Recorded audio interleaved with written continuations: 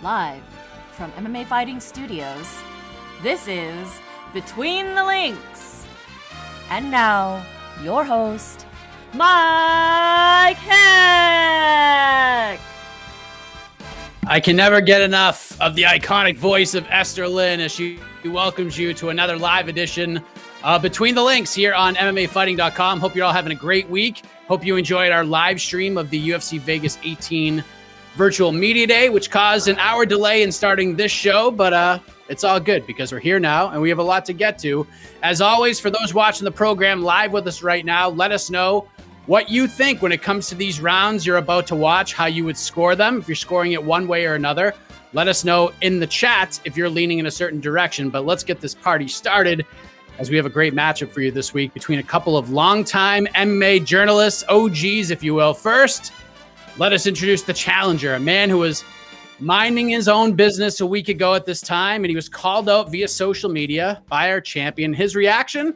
He put it in the calendar as, quote, Morocco ass whooping, I believe, and is ready to, quote, verbally cold cock our reigning champion. Happy to welcome longtime journalist, the editor at large for SureDog, Mr. Josh Gross. Josh, welcome to the program. How are you? I'm well. I said all of those things. That is true. I have no idea what we're doing, but I'm happy to join you guys. Thank you. Okay, well, you're going to find out on the fly.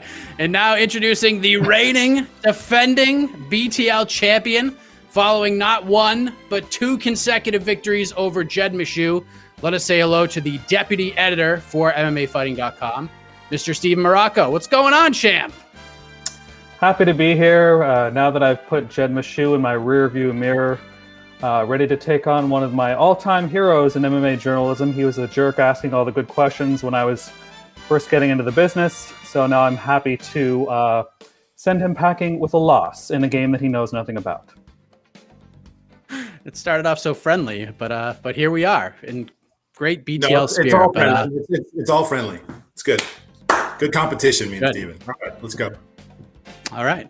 Well, if you guys watched last week's show, which Josh obviously did not, we spent a lot of time discussing the aftermath of UFC 257 and Dustin Poirier's big win over Conor McGregor, Michael Chandler's big win over Dan Hooker. And after lots of interviews between the two big winners, along with Justin Gaethje and Charles Oliveira, comments from McGregor, Khabib Nurmagomedov is still the champion. It just doesn't seem like much has happened here. But Josh, I want to start with you this week from where we were on January 24th after UFC 257 to where we stand today on February 4th. Do you feel like we have any clarity at all in the lightweight championship picture? Like, do we have even less clarity than we had a week and a half ago? I don't think we've had any fights since then. So no, there's no clarity. We need them to fight. So matchups, what direction is the division going to go? Is there a 1A? I guess that's Dustin Poirier. Everything flows off of him, right? I think you could match it up 100 different ways, and we got to come to a conclusion. So UFC doesn't do tournaments, but it doesn't have to call it a tournament. Just let them fight, and we'll have the answer to that. If Khabib Nurmagomedov is not fighting anybody, then somebody else is number one right now. And I think it's unclear who that is. So no, it's clearly not an unanswered question. Steven, what do you think? Because again, we talked about this last week. We had certain ideas, maybe some expectations of where this would all go. And now that we've heard from some of the parties involved, I feel like we've perhaps gone backwards here. Do you feel the same way? Or do you feel like maybe there's a little more clarity than we had a week ago, considering what you heard and may have seen? No, you basically just have a bunch of guys jockeying for position. The UFC hasn't really indicated what it's going to do. And the thing is that it's not just having the guys fight. It's the question we're all trying to answer right now is what promotional strategy is the UFC going to take? Is it going to be one based on competition and the sport, or is it going to be one based on what sells the most? And I think most of the debates we've been having around this question are about that difference, because there are clearly a lot of matchups that sell a lot better and would entertain the fans, would be great business for the UFC, but may not be the best in terms of, what's right for the sport, what should happen. Like Josh said, Dustin is the guy to beat. He's the one that should be fighting for the title. Will he fight for the title? It depends. It depends on the strategy that the direction that the UFC wants to go. Historically, I think we can just the fact that we're debating this kind of shows you that, people are well acquainted with this issue.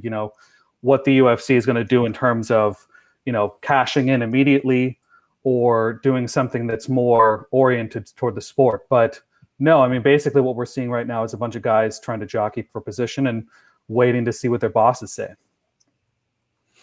Shed Mishu, it's disheartening that all the wins on Steven's record are against me. Excellent comment from the former champion. But Steven, I want to go back to you. And speaking of Jed, you and Jed both gave your thoughts on what you would like to see happen here. And your idea was, let's do Chandler versus Oliveira. Winner gets Poirier for the belt. And that certainly seemed like a way to go. And the UFC reportedly liked that idea as well and wanted to make that fight happen next weekend at UFC 258. But as reports state, Oliveira turned that down. And now there's only a handful of people who actually know what happened to that situation. But let's say, for like the sake of argument, that is what happened, Steven. Like, Oliveira turned this fight down. And sure, it was super short notice for both guys. And I don't blame Oliveira for saying no, but this would be the second time per reports and per Dana White prior to UFC 257 that Oliveira turned down a fight with Michael Chandler. So although he's a popular name, especially amongst the hardcore fans, do you feel like this sets Oliveira back in the pecking order, since Dana always says, hey, when these opportunities come, when I knock on that door and pick up that phone, it's probably in your best interest to answer and say yes? Yeah, it's never a good thing to not say yes when Dana White calls. I mean, we've seen that happen several times. And Oliveira's reasons for not wanting to do it are completely rational and completely logical. Not the least of which, he's got to cut weight and he's got to train for a guy who's willing to fight him on 2 weeks. Chandler's just coming off of a fight. I mean, he's a little bit more tuned up than Oliveira. So it's completely understandable that Oliveira will want to say no, but unfortunately, he's been put in an impossible situation. Because if he says no, then he goes to the back or goes down the ladder. If he says yes, he makes maybe an unnecessary risk in terms of his career. Now, what is MMA fighting? What is UFC? It's all about risk and the risks that you take. And we've seen a lot of risk takers, get big rewards. So, there's an argument to be made that if you're doing this and you believe you're the best in the world, you should fight at any time. But this is not at this level of the game, when the margins are so thin as far as who wins and who loses. You got to look at it from, Oliveira's perspective and say, look, if I'm going to be at my best, I want to have the best training camp. I want to have notice. Really it just speaks more to the UFC's promotional strategy and their unreasonable demands at times, that he's been put in this position in the first place. What do you think, Josh? Where does Charles Oliveira stand now compared to where he did a week ago after reportedly turning down another fight with Michael Chandler? I know it's short notice. He wants to hold out for a title fight, and I can understand his thinking, but did he almost, in a way, say no and talk himself out of any chance of fighting for the belt next? No, that would be really stupid. The UFC would be dumb to operate that way. That doesn't make sense.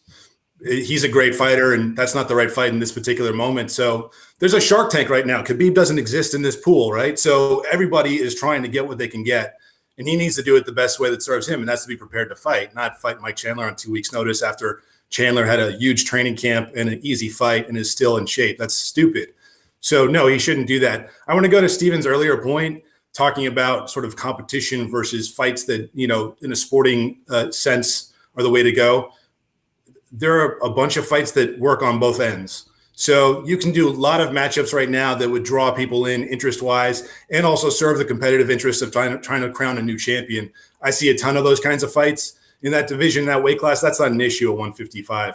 So I don't think Charles Oliveira or Mike Chandler or any of those fighters have to sort of really jockey too hard. The UFC needs to make fights in this weight class. There are unanswered questions here. The results will speak for themselves. I'm not worried. I think the UFC will answer the question pretty shortly this year. And, we're going to get some amazing fights out of this weight class. I agree. And another name has entered into the fray officially, and that is one Nate Diaz, because he's been on Twitter calling out Poirier. He was calling out the guys in the division before UFC 257, and he's made it clear he wants Dustin Poirier, but he wants to do it at 170 pounds, which could obviously put a wrench in some plans. So, Josh, let me ask you, where does Nate Diaz fit in this conversation, in your opinion? Like, A, can he jump the queue altogether in the Poirier sweepstakes? Or B, can he possibly get this done for a fight at 170? Like, what kind of sense does that make? How much power do you think he has here? Yeah, I think Nate is a unique fighter in that he can kind of make the scenario that he wants. He's got that ability, that cachet, that carry with an audience, a bona fide pay-per-view star. There's not a lot of them. The UFC needs him. He needs them.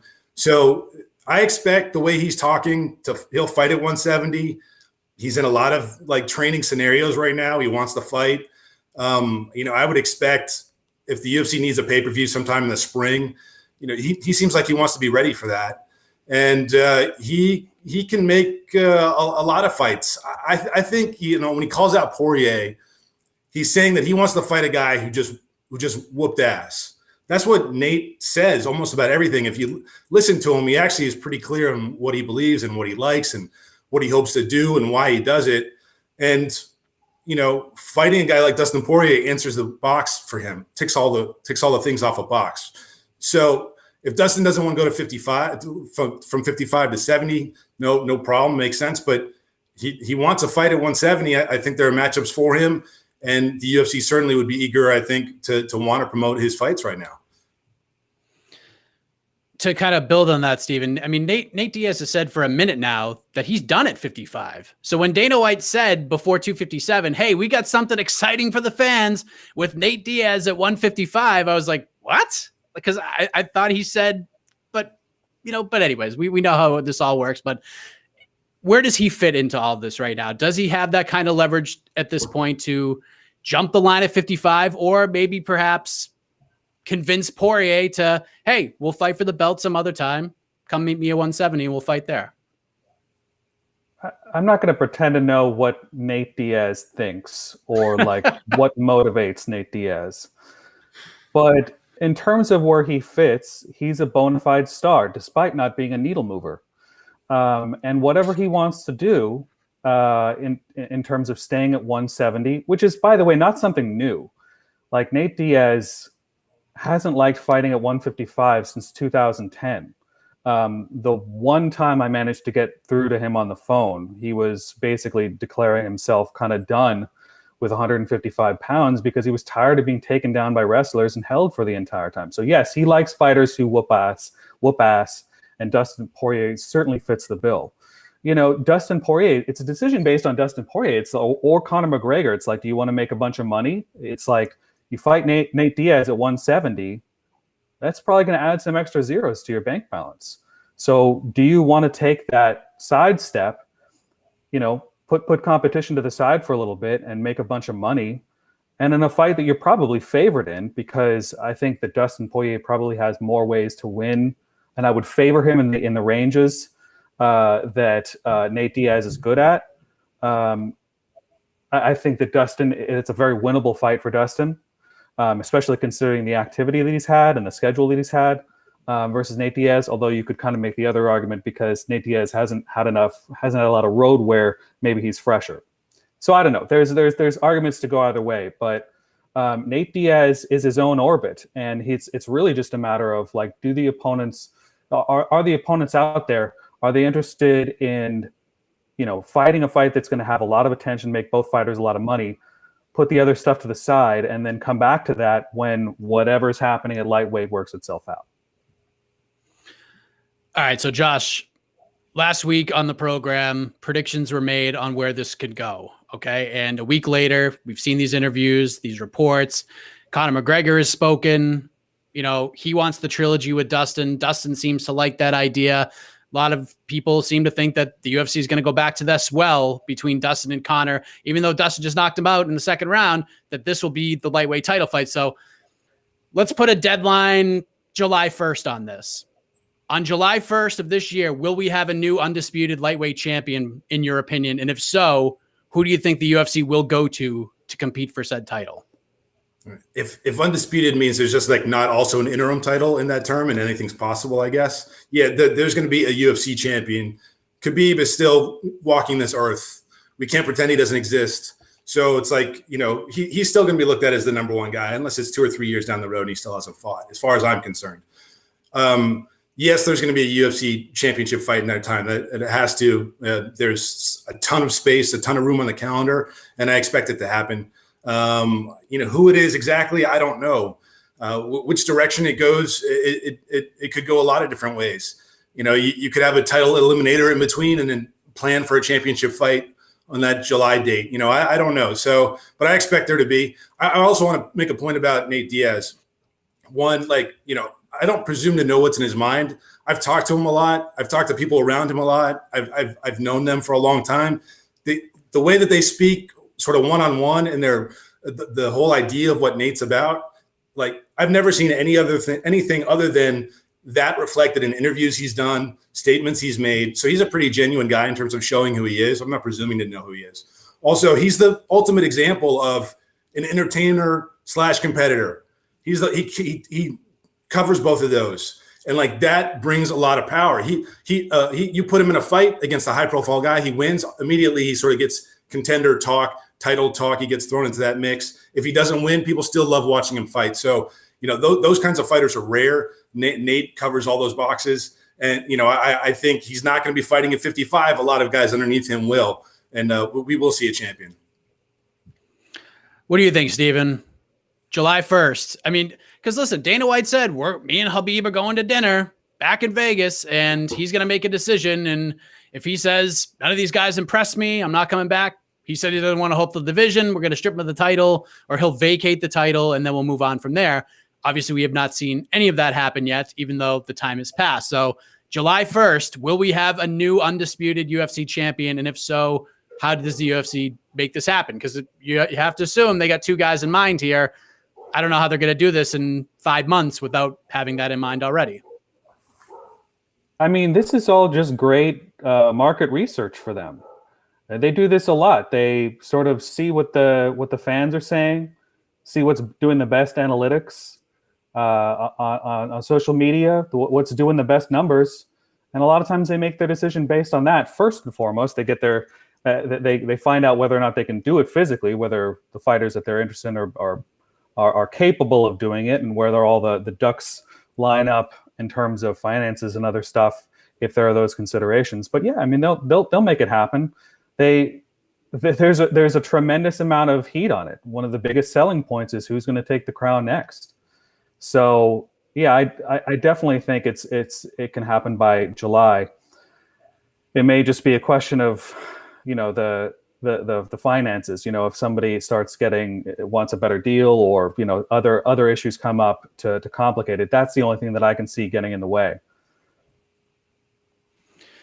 We could do a whole freaking show on the 155-pound division, but we need to move ahead. Sorry to cut Mike. That doesn't get in the way, because there's 10 other guys behind that fighter who's going to say yes, and they're all great. That doesn't get in the way of a title fight. It just delays it, though. Given that we have 5 months, and given the way that things go back and forth, it could delay it. Maybe, but I doubt it. Okay. All right, getting a little ferocious. I like it. A little back and forth of the show. There we go. Not the last one. No, it probably won't be. We're just getting started here. It's obviously 55 is a very interesting storyline, and we'll have to see how this plays out. There's really no good answer for this. They're all good answers, but the point for round one, based on what we've heard, goes to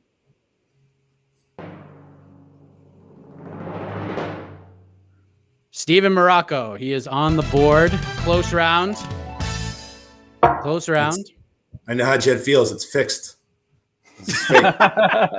There you go. Call it rigged when it doesn't go your way.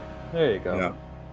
All right. See, if you've seen the show, then you'll know that it's not fixed, and you're probably going to get on the board pretty soon. But let's head to tomorrow night. All right. Paige VanZant is set to make her BKFC debut against Britain Hart in the main event of KnuckleMania. Obviously, this was a massive signing for BKFC after Paige decided not to re-up with the UFC, and BKFC has invested a lot in her. So before we get into some of the other aspects of this fight and the event, Steven, let me ask you, where would you rate your personal excitement level, maybe even better question, your personal intrigue level for Paige VanZant's BKFC debut tomorrow night? It's a UFC star kind of going and doing something new, sort of the hot new thing in the sport. So yeah, I'm interested in it. It presents some interesting questions about how she adapts to the style and the range of bare knuckle boxing, just the way that things transpire in there, the movements, the angles, the footwork she's going to need to sharpen up to have success in that medium. But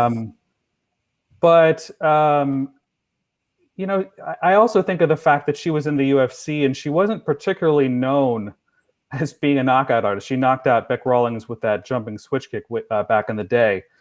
Not particularly known as a knockout artist. So that to me creates another level of intrigue in terms of, how is she going to actually, contend with some of these ladies who've been doing this longer, have more experience, and are just game to give back as good as they get. So I don't know. I'm probably a 5 or a 6. It's interesting to me, but I have to cover this sport. It's like, what am I going to do otherwise?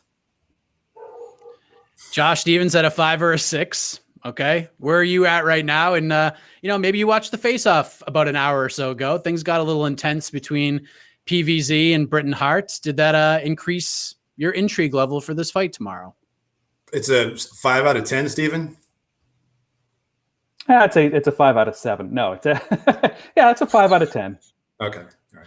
Yeah, I'm, honestly, until Mike, you asked me the question about this, I didn't know there was a bare knuckle event this weekend.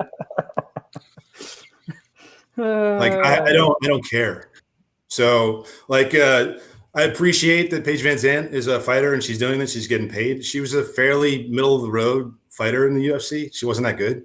So, this is great for her that she can make a payday, but it doesn't do anything for me.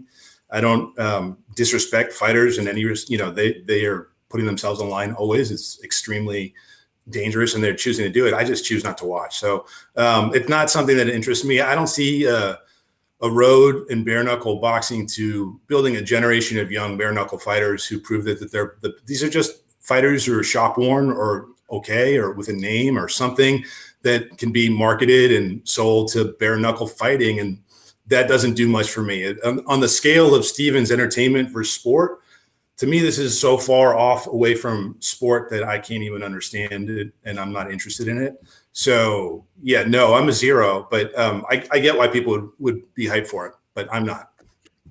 This is a great conversation to have with Josh Gross, because if you're going to talk to somebody about combat sports, you're talking to a person who is the purest of purists.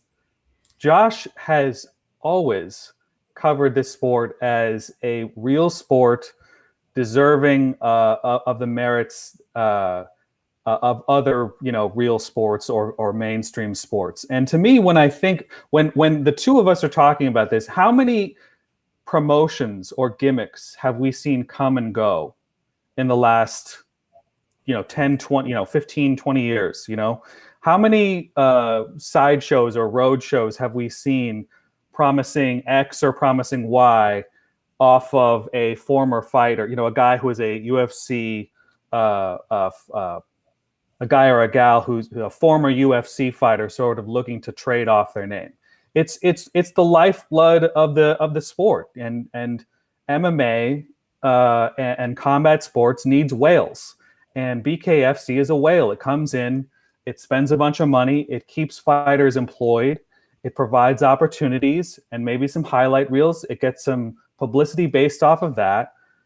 Historically, there's not a lot of staying power in that, but it does provide a platform for these guys to ply their trade. And that's pretty much what it is. If you can see it through that lens, I think you'll enjoy yourself a lot more instead of being the big cranky pants that Josh Gross is.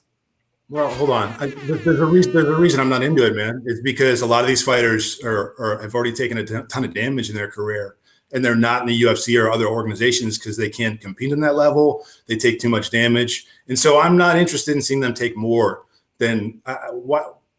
Chris Leben, I get it. Okay. People want to see that guy fight bare knuckle. I mean, it's Chris Leben, the crippler, right? But I think we've seen him take so much damage, and the effect of that damage is not unknown. We know that. I don't want to keep watching that if I don't need to, and I see no reason for me to watch it. So that's how I feel about it. All right, fair enough. Just to kind of continue on from a business sense, Josh, because just think about it, X's and O's. Like Britton Hart's heading into this fight doesn't have the greatest record in the world, and this doesn't really matter to you. But what's her record? She's a girl. It's like 4-4-2 or something like that in boxing and bare knuckle.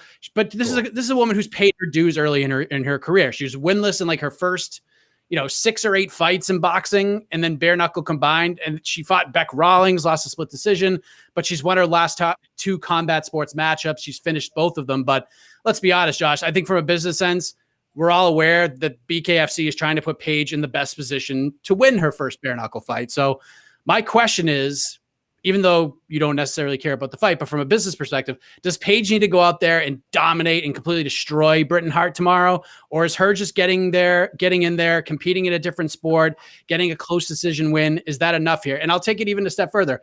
It's a fight and anything can happen in a fight. What if Paige VanZant loses tomorrow night? Is it like catastrophic for her and for BKFC?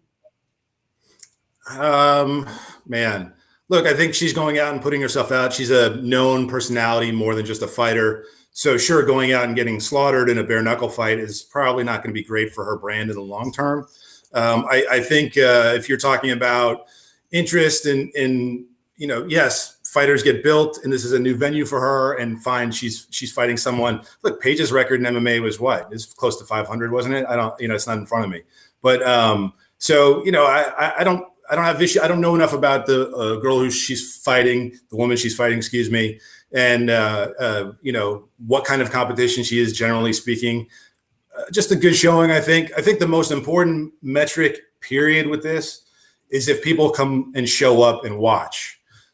If people show up and watch, no matter what happens to Paige VanZant, they're going to show up and watch the next time, probably. And so I think that's the most important factor here. From a business sense, and she's got an audience she can draw. How much of that carries over, I don't know.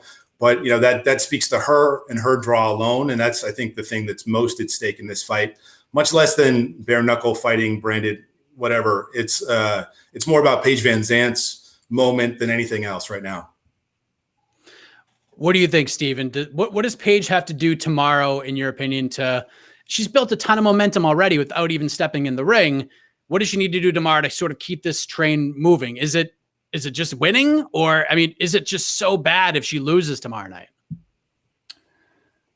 She, like Josh said, she has built a pretty strong platform independent of BKFC. That's why BKFC sought her out, because they seek to leverage the platform that she has, and she's built by being a social media maven over the last several years. That's, like Josh said, kind of more what she's known for.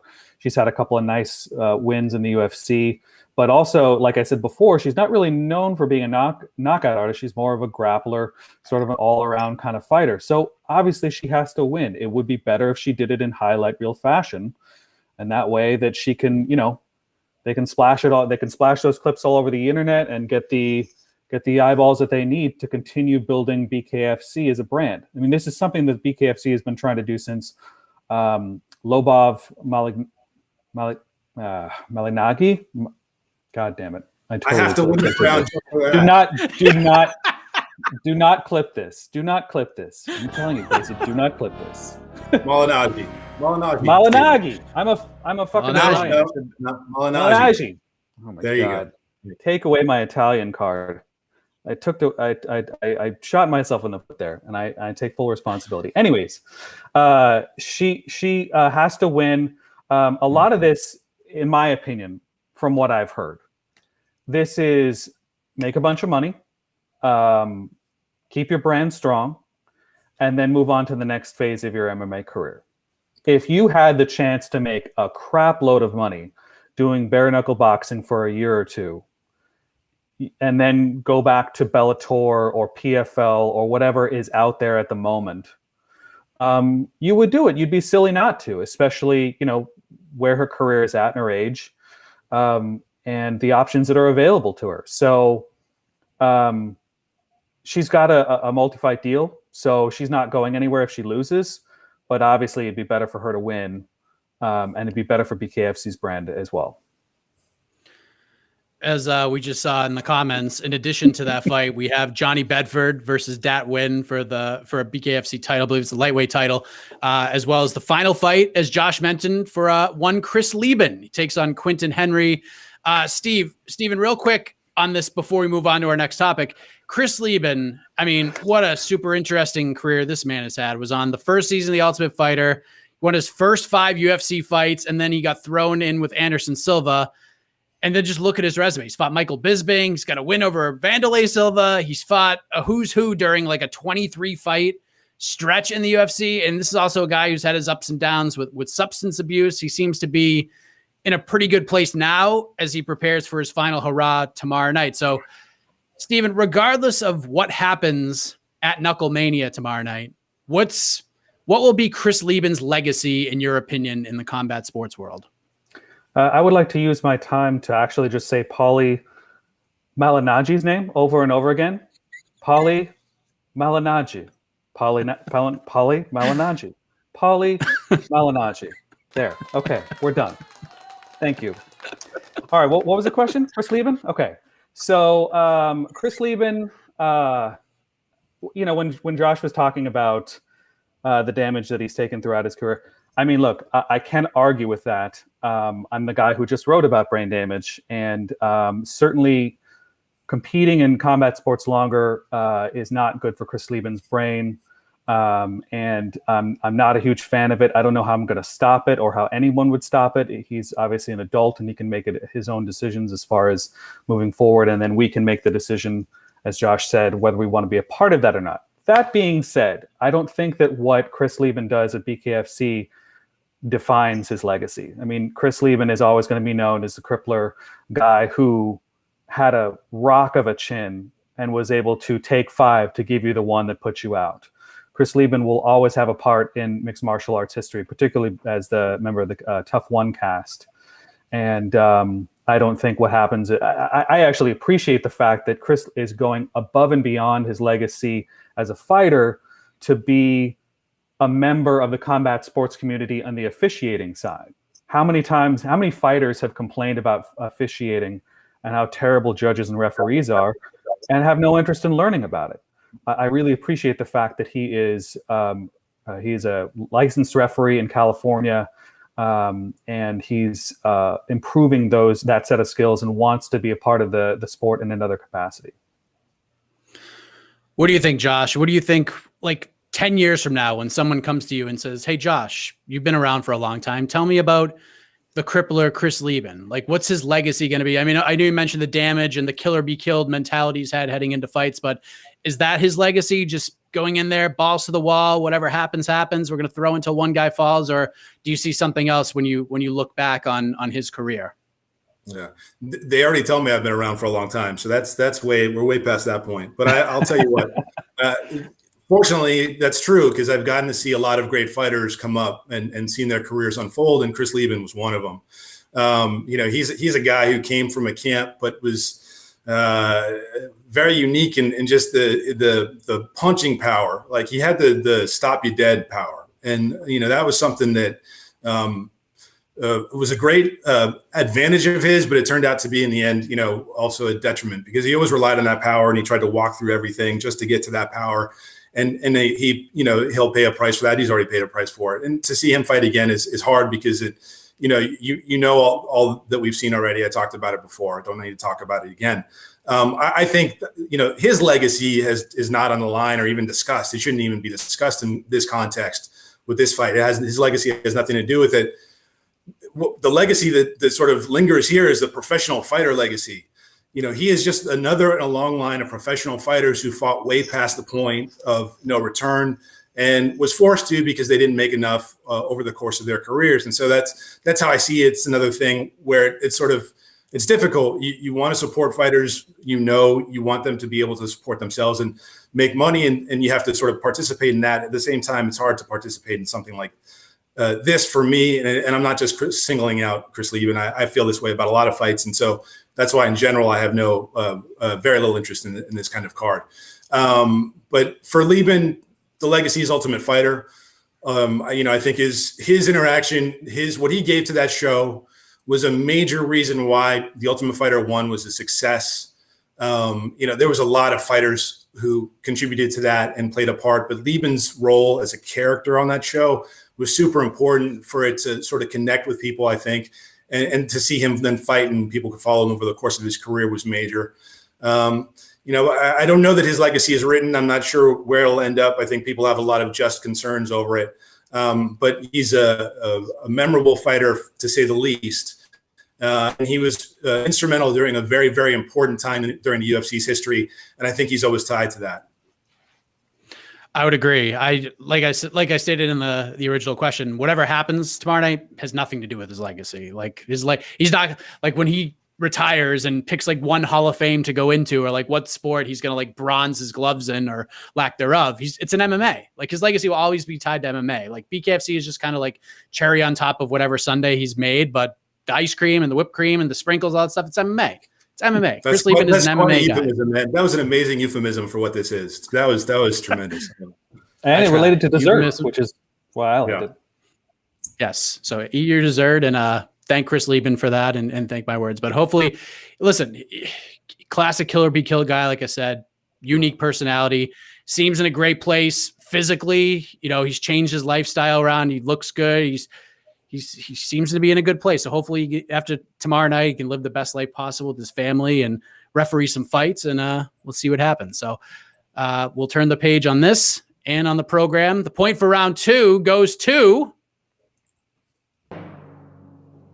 there's the drum roll. Got to give it to Josh Gross here. Got to give it to Josh Gross. Not just because of the Paulie Malignaggi mispronunciation. That was enough, though. That was Jed Meshew mistaking Nick Lentz for Darren Elkins bad. But the purpose of this program is, doesn't matter if I agree or disagree with either of you guys. It's how you present your argument. And Josh, whether he's watching BKFC or not, made a compelling argument as to why he isn't watching it. So he gets the point. So let us turn you're very welcome, Josh. The UFC is back in Las Vegas for a long stretch. Begins this Saturday. UFC Vegas 18. The card has had some shuffle ups, but as we record right now, the main dishes, back to food, so to speak, they're all intact. Notably, the main event between Alistair Overeem and Alexander Volkov. Intriguing heavyweight matchup, Josh. We have Volkov, who looked great in his last fight against Walt Harris, taking on the Reem, who is on his final run, finishing his last 2 fights, winner of 4 of his last 5, with the loss coming at the very last second to Jairzinho Rozenstruik. So I'm curious, when you look at this fight on paper, Josh, what is at stake here in this heavyweight matchup, topping the card? Well, for Volkov, it's just to continue momentum in this weight class and give the UFC a reason to book him for better fights. A win over Alistair Overeem in this spot will do that. For Alistair, I think he's been really clear, right? So this is his last run, as you mentioned, last chance to get that UFC belt. He's held a lot of titles in his career. He's held a lot of really prestigious titles in his career. Never the UFC title. He had an opportunity, fell short. This is now a chance, and he sees it. And I like how he talks about this. Alistair has had longevity because he took care of himself. He's incredibly talented, unbelievable athlete. And he's done things late into his career that I thought, having watched him up close to the very early stages of his career, having been, in Holland to see him fight live and too hot to handle when he was just sort of figuring this stuff out. He is a guy who I think has always been focused on fighting, being his best, and winning. And that's brought him a long way. I actually think he's going to win this fight. I don't think Alistair Overeem's going to go out losing to Volkov. I think he's got more to say this year. So I like Alistair in this fight. There's a lot on the line, I guess, if you're talking about both of them that way. Our first too hot to handle reference on Between the Links. I love it. So with Josh is here, I'm very excited. Steven, what do you think? Like, obviously, the win and the record and getting the extra money and such, especially for Volkov's sake, that's on the line. But when you look at like the heavyweight division as a whole, which is obviously very interesting right now, got some unanswered questions. What is at stake between Overeem and Volkov on Saturday? I don't disagree with what Josh is saying. I mean, in terms of the stakes for the individual fighters, I mean, you have Miocic versus Ngannou 2 happening later. And there's a question of whether Stipe will be around long term. And obviously, the longer he goes, the more miles he racks up. I would think that it would be a more attractive opponent for contenders who are looking to get up to the title. As far as Overeem and Volkov, I mean, they can pretty much slot themselves in. You got Blades and Lewis happening, but then you got Gagne and Rosenstruck. Overeem has the name appeal and the resume where you can put him in. You can make a good argument at pretty much any point to give him the heavyweight title shot. So yeah, I mean, I think that it's certainly Overeem's fight to lose if he plays it the way that he's been approaching a lot of his later career fights, making sure that he doesn't get into extended firefights, using his grappling, using his ground and pound, using his ring IQ to outsmart opponents, and to minimize the very obvious deficit of his chin. I think that he can definitely take this and get in that position to where he wants to be, picking up that one last major title, and perhaps the most significant title of his long MMA career in the UFC belt. Heavyweight is always so fascinating because you could lose a fight and then win like 2 or 3 more, and you're like right back in the mix. And I know, Steven, you said it last week, you are not a pro wrestling guy at all. And I don't think Overeem has said these exact words for sure, but he's kind of positioned himself as like the end of the run Ric Flair, where he was going to keep on wrestling whoever until he lost. And then once he lost, he was done no matter what, which he did to Shawn Michaels at WrestleMania. I know you don't care about any of this. This is obviously non-scripted stuff, but do you feel that Overeem is in that position with what he's trying to achieve? And that's another shot at the heavyweight title. So I'm curious, like, is this more than just a fight for Overeem? Like, if he wins, his goal stays intact in this final run, but do you feel like he's going to keep fighting until he loses one more? Or do you think he keeps going? It just depends. He can't take too many more of those brutal knockouts. I mean, but that's just me talking. That's me, the outsider, talking. It could be that he just presses on as long as the UFC continues to give him fights. That seems like something that could definitely happen. He seems committed enough to where, and like you said before, I mean, the heavyweight division has just always been so thin. He's always kind of like in that picture, he's always a guy that has, like I said before, the resume that you can give him a couple wins or get him a couple wins and he gets right into the title picture. I would hope that he wouldn't continue on if he had really severe outcomes like we've seen in the past. But yeah, I believe him when I believe that characterization that he could just keep going on until they won't give him any more fights or he wins the belt.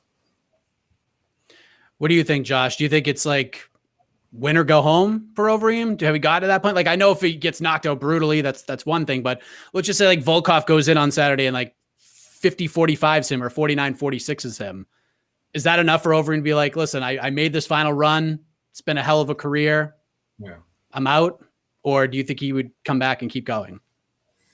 That's a real difficult one. It's almost, imagine if he got shut out on the scorecards in 5 rounds, like he would almost feel it made more sense to retire than if he got, verbally cold cocked, except in a real way, and he went down. And so that's a difficult thing. Alistair is, like I said, he's treated his career with purposeful intentions the entire time. He's had game plans. He's mapped out his career in a lot of ways. I'm sure he has a sense of what he wants to do. But life sometimes doesn't work out like you think it will. An outcome could change his mind. Who knows what it'll be?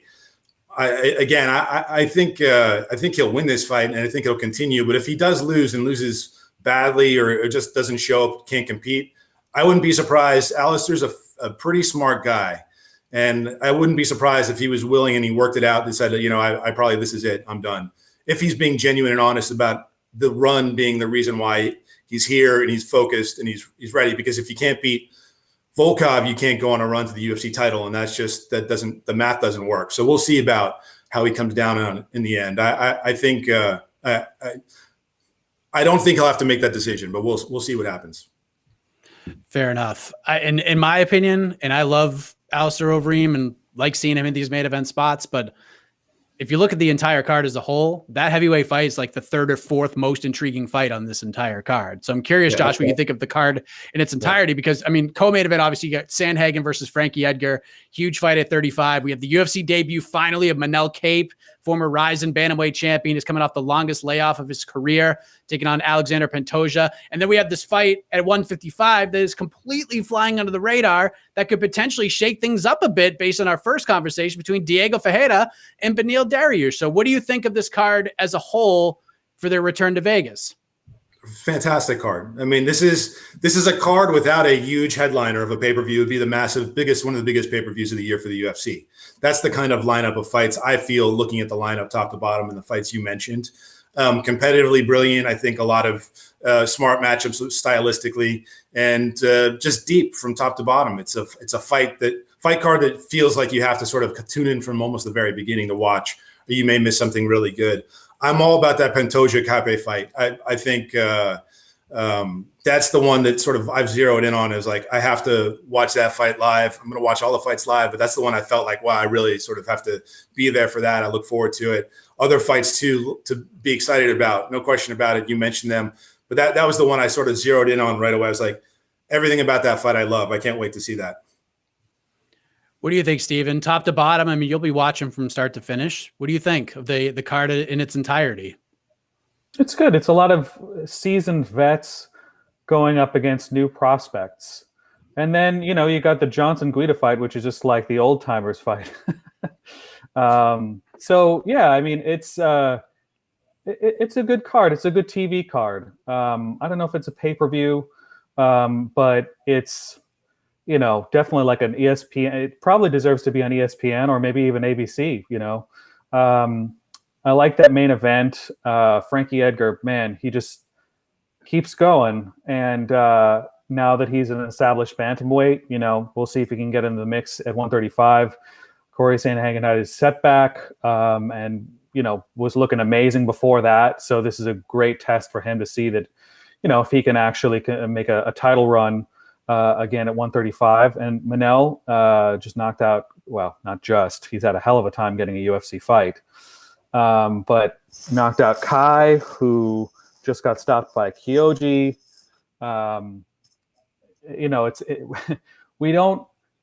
We get these every once in a while where big prospects from outside organizations get to come in and we get to see what they do in the UFC. And that's really exciting to people like us who watch all the developments in the UFC and other promotions.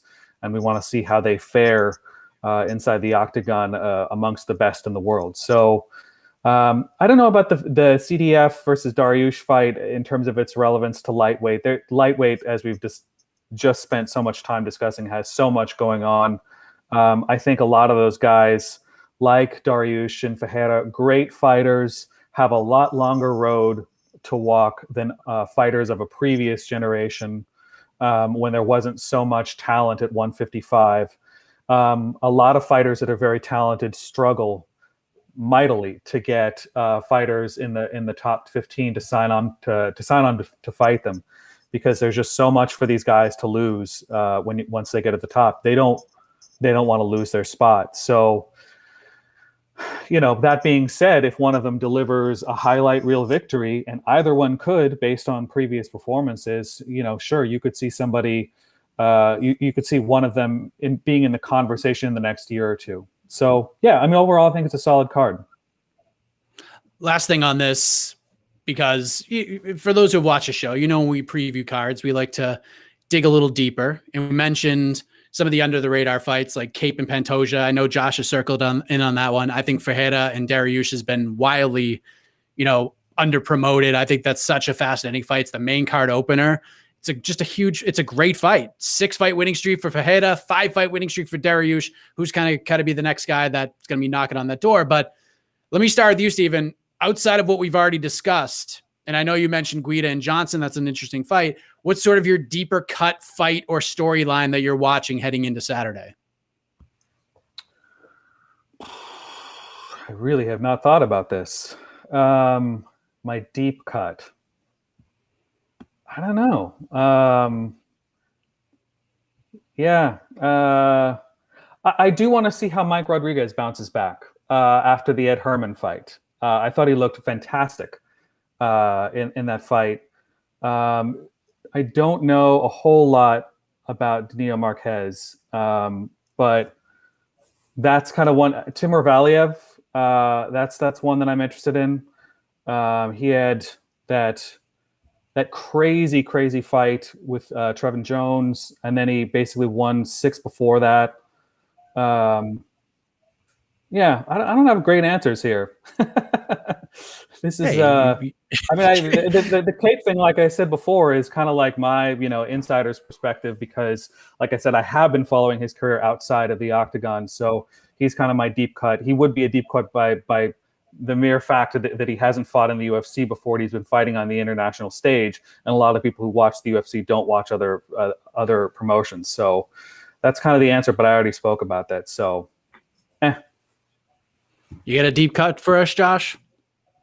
I did like that Timur Valiev fight. I was going to settle with Steve, and this is a tough question. I would have had a tough time on too if you threw it to me first. So I'd take it easy on Steven maybe on this one. But I feel like there are interesting fights in the prelim portion. Nothing that really jumped out to me is something that I felt like I really sort of got to lock in on. I did like Valiev's UFC debut. Fell short, but no contest now, and so let's see how he can sort of regroup.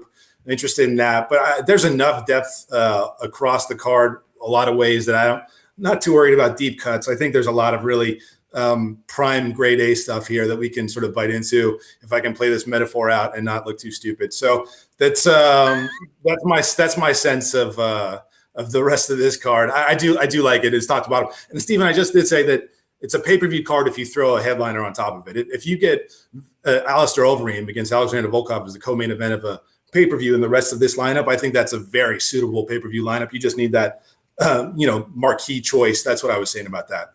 Well, I apologize. I wasn't listening to you. Fair enough.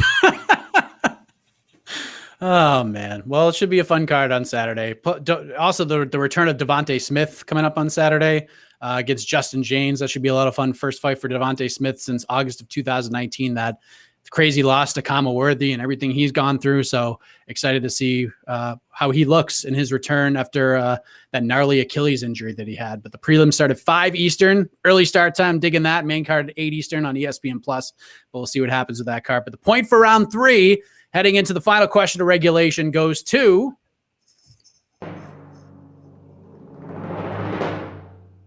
the challenger, Josh Gross, up 2-1. All right. As we overjoyed, as you can see. Yes, I could tell. But I have a this will poker fire face. you up, Steve. It's not over yet. Yes. Final topic of regulation. Let us talk about MMA's favorite person and personality, Stephen A. Smith, who was recently on Larry Wilmore's Black on the Air podcast and was asked about women making big moves in the sports world, most notably in executive roles, even coaching roles, like Becky Hammon for the San Antonio Spurs, because Greg Popovich got ejected from a game. She stepped in and was the head coach in his absence. So Steven starts off by saying that, listen, this is great. Love that women are getting this kind of notoriety in sports, before saying what he doesn't want to see is a woman fighting a man in boxing or MMA. So far, so good for Stephen A. Then he says, I just got to pull this up real quick. There it is. When I think about pugilistic sports, I don't like to see women involved in that at all. I just don't like it. I wouldn't promote legislating laws to prohibit them from doing so, but I don't want to see women punching each other in the face. I don't want to see women fighting in the octagon and stuff like that. That's just me. So, Steven, we will begin with you. Steven on Steven here. Steven on Steven action. This thing took off like crazy when we posted it on the website. Many fighters, fans, etc., have chastised Stephen A. ever since those comments were dropped. Before we dig in a little more, what did you personally make of his comments? Oy vey. I'll start with that. Unfortunately, the nature of the beast in this sport is that a lot of stories involving racism, sexism, get a lot of attention, not only because of people who disagree, with Stephen A, but people who agree with him. That's an unfortunate thing about covering mixed martial arts. There are a lot of people who have these juvenile. Well, look, it's my personal opinion that it's an outdated and incorrect take. It is his take. It is his opinion. But the main thing that I was thinking about in the moment was the fact that the UFC didn't say anything. I don't know. I just think I feel like there are easy layups here. There are easy layups to say, we disapprove of this, we don't like this, or we don't condone this. Stephen A is not on the ESPN. He's not on the UFC's platform often, but he's kind of associated with them every once in a while. And yeah, I just think that in general, a lot of the things he says, they're his opinion, but it's like if you're going to have a guy at the top level of the sport, if you're going to have a guy on that kind of platform with that kind of attitude, is that the image and the message that you want to send out to all of your prospective viewers? So I just thought it was kind of more of the same. Like, this is what he does. This is his stock and trade. This is what he, it's like the other guy, who I'm forgetting, whose stock and trade is just outrage, and to cultivate outrage, and they're for no other reason there than to get people going. And I think it's unfortunate that that's kind of where we're at. But in the society that we're in, where everything's about eyeballs and capturing attention, you're going to have guys like him who are there to fulfill that need, so to speak. What did you think, Josh, of Stephen A's comments? Well, I had a couple thoughts. First, I want to say, Stephen, I don't think the UFC should go about making a statement about a reporter's opinion, no matter how stupid the opinion is. Reporter? What's that? Reporter? You call Stephen A a reporter? He reports stuff too. He's on an on-air ESPN journalist. So yeah, I think that's the line that he walks. He's also an opinion monger, and he's a pundit. I mean, he wears a lot of hats. But I don't think the UFC should go about saying, "Hey, we disagree with this," and so what? That's not. If you want to take issue with Stephen A on here, this is how I take issue with you. One, I don't really care what his opinion is. I just don't. Like, it doesn't. That's his opinion. So he throws it out there. He gets paid. People get outraged, or they choose not to. In this case, it's just such an invalid opinion and statement that it means nothing. And here's why it means nothing, and it doesn't make sense for Stephen A. Smith to believe this. This is why it's really ridiculous that I think that Stephen A. Smith, someone like him, who I know and I worked with at ESPN and I was in the hallways with and I said hello to and I had conversations with, well, I think it's fairly ridiculous. Okay. So from a sporting context, women in combat sports, and I'm going to speak specifically to mixed martial arts, are every bit as good, every bit as entertaining, every bit a draw, every bit amazing as their male counterparts. And by dismissing what they're doing, you are outright making a statement about yourself and what matters to you, and have nothing to do with what they're doing, because what they're doing is amazing. And so your commentary doesn't mean anything. You're just exposing yourself. If you enjoy sports and competition and who the best in the world are, and you see nothing in female mixed martial arts that draws you in that way, then you're blind. You're blind to it. And it's really wild. I don't get the point that he was trying to make. I don't understand the point that he's trying to make, other than saying what his values are. And if that's what he was saying, then so be it. He's letting us know. But as far as any kind of statement or retribution or what this means about women's mixed martial arts, nothing. It's a bunch of bullshit. It doesn't mean anything. We can move on to the next thing. That's how I read this, plain and simple. Let me get your take on this, Josh, because I've had people reach out to me, some friends of mine who are like kind of tied to the space. They're casual fans. And they've hit me up on text, some on DMs, and they basically said, like, dude, why is everybody overreacting to what Stephen A has said? Because, they thought he was talking personal preference and didn't say things such as, like, I don't want to see women fighting. They suck. They're not athletes, etc. He didn't say anything like that.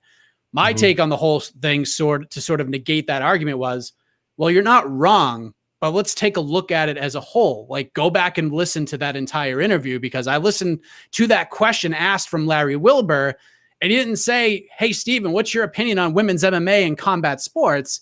Okay. It was like, what is your take on women making strong moves in the executive offices and on the coaching benches, et cetera? And Steven decided to go that route on his own without being asked.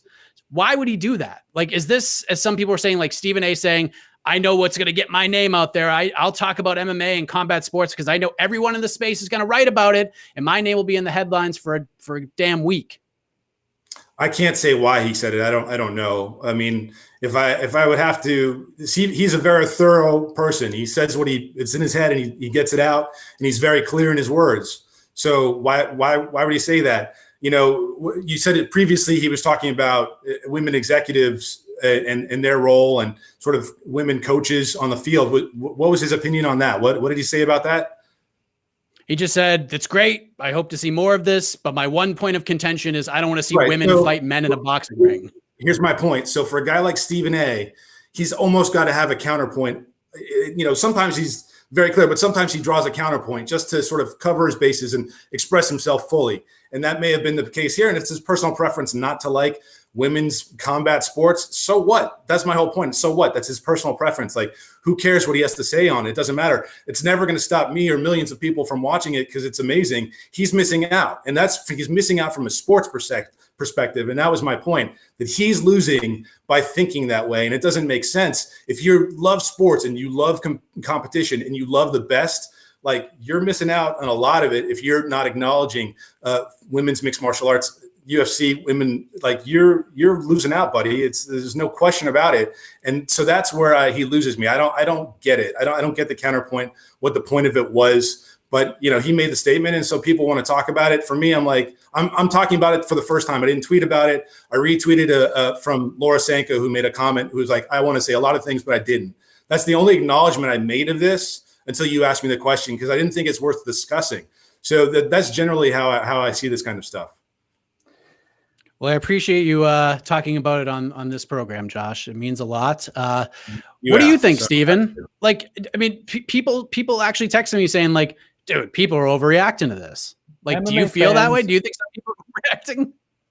MMA fans are an aggrieved bunch, and we've been that way for a long time. MMA fans, MMA journalists. It's also a way for MMA websites, such as our own, to get a fair amount of clicks and a fair amount of attention. But in general, we have been the underdog for a long time. We meaning the MMA community. And any attack at MMA is an attack upon all of us in many of these circumstances. So when you make a comment about a sport at large or a part of a sport at large, you're attacking us, you're attacking MMA, and we, you know, wave our pitchforks in the air and make a lot of hay out of it. And all the MMA websites that pay attention to that pick that up and capitalize off of it. So I attributed a lot of stuff to Steven just now in terms of like what he was doing, but I don't really know. It might have just been an aside that, like Josh said, revealed personal preference. It may not have been a direct effort to piss everybody off. It may have been he overshared. That happens, you know. And like Josh said, you kind of reveal who you are, and you can make that choice. You know, you can make that choice to say, I don't want to watch this. That's on you. But you know, given his platform and given who he is, he should know that he's touching a third rail, and that it's probably he's the highest paid employee at ESPN to do exactly that. That's what he does. You're absolutely right. I mean, he does. That's so I have no argument. I have no argument against that. That's his thing. I don't know whether that qualifier, like you said, or the counterpoint was specifically aimed at riling up fans of women's MMA. It doesn't really matter. It did that, you know. It got people outraged, and so yeah, let's talk about whether they should be outraged or not. This is not something you need to be outraged about. It's not. It means nothing. Well, first of all, hold on. He's an employee of ESPN, but he's a journalist, right? He's a journalist. Stephen A. Smith is a journalist. I don't call him a journalist. I do not. I don't call him a journalist. He is a journalist. I know for a fact he's been a journalist his entire career. He's a journalist. He still maintains that journalism way, but he's not he that wears now. different hats. I mean, he may have started out that way, but he ain't that now, in my opinion. Yeah, but in his capacity, in his comments, and in the way that you're viewing him, he is a figurehead of a personality at ESPN, if you want to call him a personality at ESPN, okay? The largest personality, fair enough, who sometimes comments on mixed martial arts in the UFC business, sometimes is on the broadcast as we've seen. I've been with Stephen A. Smith in a locker room at UFC in Atlantic City after Tim Sylvia knocked out Rico Rodriguez. Literally, it was me, Stephen A. Smith, and Tim Sylvia. He's been around the sport for a long time, so he's got a lot of opinions about it, and they're informed in certain ways. So, I think whatever he says, and he should be free to say it. And ESPN shouldn't hold him accountable unless he's like saying something that's defamation, obviously, or untrue. His opinion isn't untrue; it's his opinion. And the UFC should certainly have no role in saying how journalists at ESPN or personalities at ESPN should speak or say or whatever they can do. I disagree with that initial point. So this is what I just say. It's a man who's got a big voice, who made an offhand comment, apparently in an interview, an aside. And if people want to be outraged by something like that, man, I don't know. I don't get it. What's the point? Even if you put the headline up, I have no problem with it being a story. Like Stephen A. Smith said this, it's a story, fine. But just take it in and understand that's who the man is. And next time they put him on a UFC broadcast, understand who's talking to you, and you can feel more informed. That's the only way I would say to sort of understand why this might be a story and people need to internalize it or think about it in any kind of way. People are well informed already about Stephen Smith. He is a brand. He is a hot, like his name is a signifier of certain things, in particular for the MMA crowd, given his history. And when I talk about making a statement from the UFC, I'm not talking about the McGregor statement. What's that? The McGregor statement was the history, or what was the history? Oh yeah, McGregor. Take your. I mean, look, he's been known. He's known to a lot of the casuals. I mean, he is just generally, that's his brand. This is what he's been doing. So he's for a guy with time. bad MMA opinions. Like he's a guy with bad MMA. It's like Stephen A. Smith has bad MMA opinions. Like right. Okay, he's that guy. Right. Yeah. Right. The point. Yeah, but the point is when you mix that with like, things that are bases opinions about the role of sexes and like sexism and things that are linked a lot of times linked to those things. Of course, he's going to have a reaction. When I talk about a statement from the UFC, I'm not talking about like we condemn this. And if I said that before, I'd like to amend that. I'm saying this is an easy layup and like, look, we celebrate what these people do. We think women's MMA is great, and we as a organization choose to promote these people, or to choose to promote women. Sorry. Effective it's an amazing part of the story. It's an amazing part of the sport, and this is who we are as a promotion. You don't say this is not who we're not. You say this is who we are. That's the layup there for me. So, yeah, that's pretty much all I had to say. Fair enough. And we've come to understanding. Isn't this great? Yes, isn't that nice? There first, but now we're cool. I had to lay out. I hope Stephen A. does one of those silly Twitter videos responding to all of this, because I think this actually has gotten more momentum than the Cerrone comments at this point. With every woman in the UFC. I just want to hear what he has to say and how he can actually stand by all of this. But I want to hear more, gentlemen. I want to hear more. Not about Stephen A. Smith, but in general. So the point for round 4 goes to... Rigged.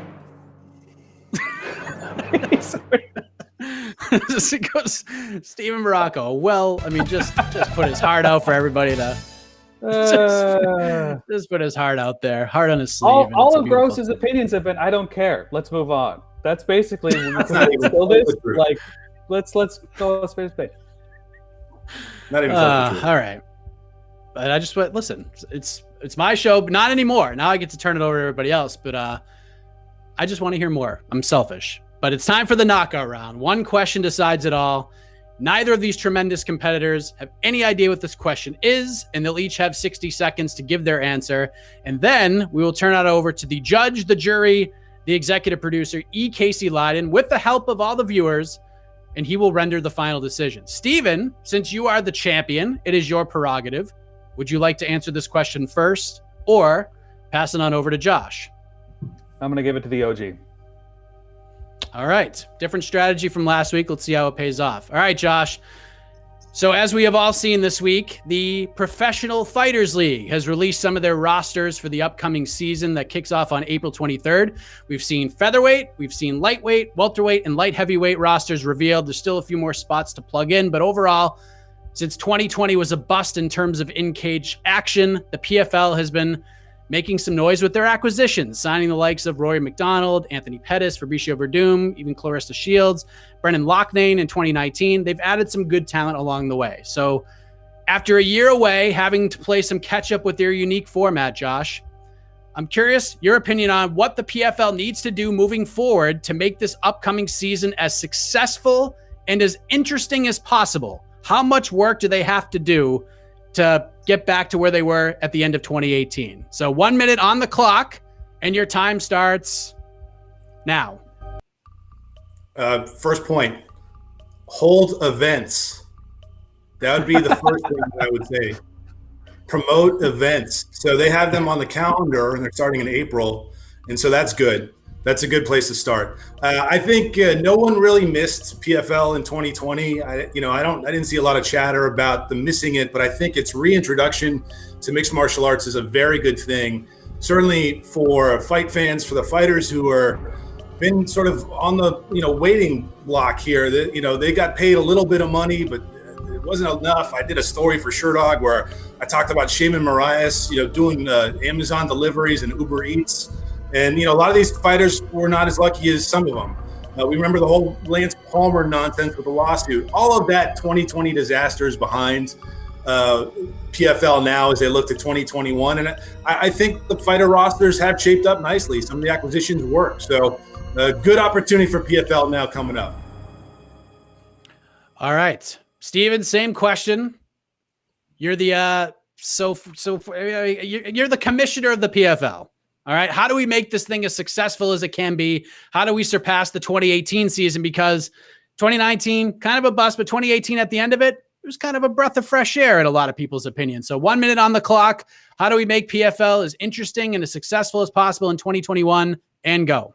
Stay in business. Watch your margins. That's the main thing that I think about for PFL. Just sticking around is an accomplishment in this sport. When you have such a concentration of talent and star power in one direction, which may actually be changing, possibly, depending on the outcome of a certain lawsuit and the potential adding of a certain sport to the Ollie Act. But for now, stay in business, watch your margins. You don't have to sign every single big free agent that comes out. And generally, capitalize on the moments that you get. When you do have those moments, capitalize on them. They did a great job this past year of diversifying their talent structure. They're no longer just relying on one manager for 70% of the talent. So capitalize on that. Do different matchups, get more diversity of skill sets being on display, and just keep doing what you're doing. That's pretty much it. All right. Good stuff. Good stuff. Minute is off the clock. Ladies and gentlemen watching right now, let Casey know what you think in terms of how you, the viewers, scored this final round while we let those votes come in. I know we're a little bit on a delay from how we're talking. Just a quick reminder of what to expect this weekend from us here on MMA Fighting. Of course, we'll have your KnuckleMania results and coverage tomorrow night, Paige VanZant's debut, etc. So be on the lookout for that. We'll have our UFC Vegas 18 preview show tomorrow as well. We'll be back with the live pre-fight show 30 minutes before the prelims start on Saturday. We'll answer all of your questions, chat with all of you, and then the night of the fights will happen, and we will recap it all on the post-fight show, and then AK and I will be back for on to the next one on Sunday. Yes, Josh? Is it actually KnuckleMania? Is that for real? That's for real. That's amazing. I had no idea. Does that bring you up to a 2, Josh? Does that bring you up to a 2? No. But it's still amazing. Yeah. Okay. Super Bowl weekend, KnuckleMania. There we go. But listen, what I'm trying to say is we have you covered with all the coverage this weekend. But we now turn it over to the Honorable Judge Casey Leiden for the final decision. Casey, hopefully you were caught up in the chat. The votes have been flying in. How do you rule? First of all, a great debut from the OG, Josh Gross. It's great having him on the show. Whew. I'm still thinking about Polly Magiagi. I corrected myself, you jerk. Take you long enough. Yeah. Okay. All right. At least I didn't forget that somebody died. Yeah. Oh man. Still crapping on Josh. Still crapping on Jed. I like that. Forever, I didn't do that. forever. Yeah, no, not you, Josh. Okay. All right. Here we go. Your winner.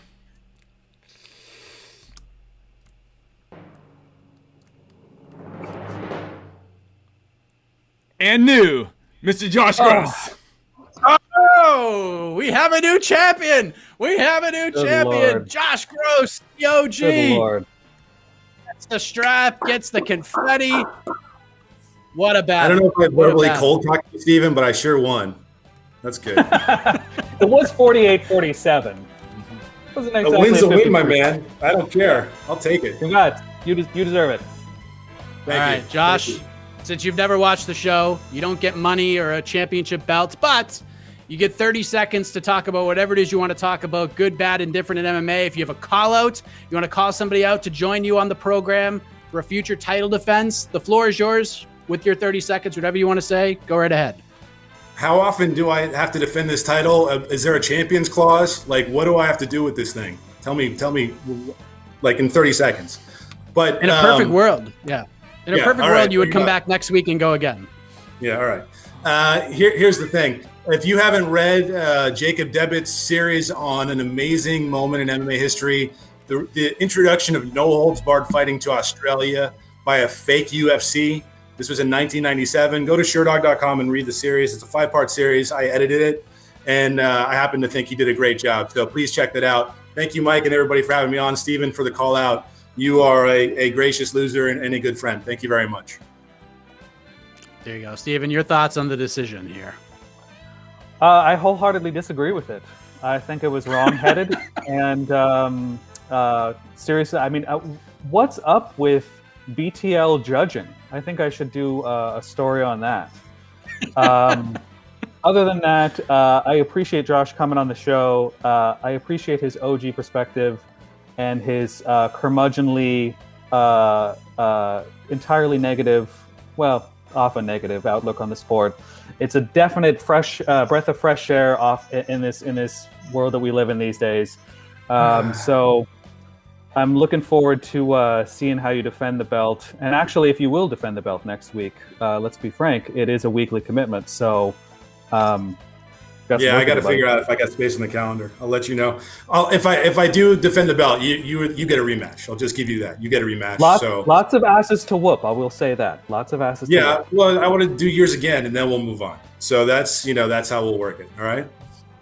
Perfect. All right. Well, stay tuned. Maybe we get a rematch. Maybe we get an interim title fight. We'll see what happens. What but, do you like Dana in the White meantime- determine who I fight? And this is not how it works. I want Morocco net.